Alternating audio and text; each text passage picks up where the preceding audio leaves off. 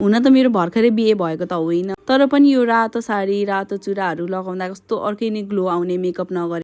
So आजको यो भिडियोमा चाहिँ म तपाईँहरूलाई हामी बिहे भएको भोलिपल्ट कसरी रेडी भएर जाने, कति धेरै रिलेटिभहरू आउनुहुन्छ हामीलाई भेट्नको लागि, नयाँ बेहुली कस्ती रहेछिन् भनेर कतिजना हेर्न आउनु भएको हुन्छ नि त। सो तपाईँहरू यसरी तयार हुनुभयो भने तपाईँहरू एकदमै राम्ररी देखिनुहुनेछ। मैले यहाँ त्यस्तो नयाँ कुरा केही त गरेको छैन, त्यही हो तपाईँहरूले स्टार्टिङ चाहिँ हाम्रो मोइस्चराइजरबाट गर्ने, त्यसपछि आफूलाई मनपर्ने सनस्क्रिन लगाउने, अनि आफ्नो एउटा प्राइमर स्किन टाइप अनुसारको प्राइमर लाउने।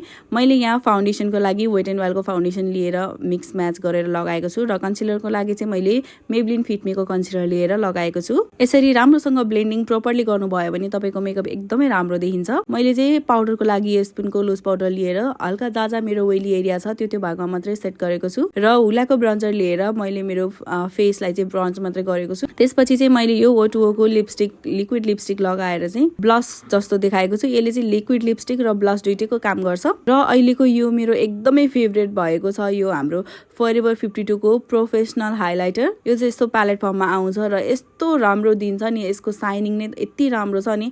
यसको रिभ्यू पनि म तपाईँहरूलाई छिट्टै नै सेयर गर्नेछु। अहिले तपाईँहरूले मेरो फेसमा देख्न सक्नुहुन्छ कस्तो राम्रो ग्लो आएको छ भनेर। एकचोटि तपाईँहरूले देख्ने बित्तिकै या तपाईँहरूले ट्राई गर्ने बित्तिकै थाहा हुन्छ कि यो यति राम्रो छ भनेर। यदि तपाईँहरू प्रोफेसनल मेकअप आर्टिस्ट हुनुहुन्छ भने यो प्रडक्ट चाहिँ तपाईँहरूले लिनै पर्ने प्रडक्ट हो। छिट्टै यसको रिभ्यू पनि म तपाईँहरूलाई सेयर गर्नेछु। आजको मेरो ड्रेस चाहिँ पिङ्क टाइपमा छ, त्यही भएर चाहिँ मैले यहाँ हल्का लाइट पिङ्क खालको चाहिँ बेस बनाएको छु। ट्रान्जिसन कलर चाहिँ यस्तै लाइट पिङ्क, आफ्नो ड्रेस जस्तो टाइपको छ त्यस्तै अनुसारको लिँदा हुन्छ। मैले चाहिँ यस्तो खालको लिएको छु, ठ्याक्कै आफ्नो ड्रेस जस्तो छ त्यस्तै खालको कलर। एन्ड देन त्यसपछि हल्का लाइट ब्राउन कलरले चाहिँ मैले यो तल आइलिड जस्तो यो लाइनर जस्तो भाग र आउटर कर्नर जस्तो भागमा चाहिँ हल्का लगाएको छु, यसरी ब्लेन्ड गरेको छु। यो मैले आफ्नै स्टाइलमा गरेको। मेनली त मैले यो आउटर कर्नरमा हल्का डार्क फर्म देखाउन खोजेको, तर त्यति धेरै डार्क पनि होइन, ठिक।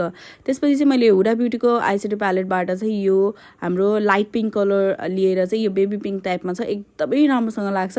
यसरी लिएँ अगाडिको भागमा र त्यसपछि चाहिँ मैले यो गाजल लगाएँ, सरी गाजल होइन लाइनर। यहाँ मेरो हस्बेन्ड डिस्टर्ब गर्न आउनु भएको छ, म न्युली ब्राइडलाई हेर्न आउनु भएको रे। त्यसपछि मैले आइब्रो बनाएँ, आइब्रो बनाइसकेपछि चाहिँ मैले लिप लाइनर लगाएको छु।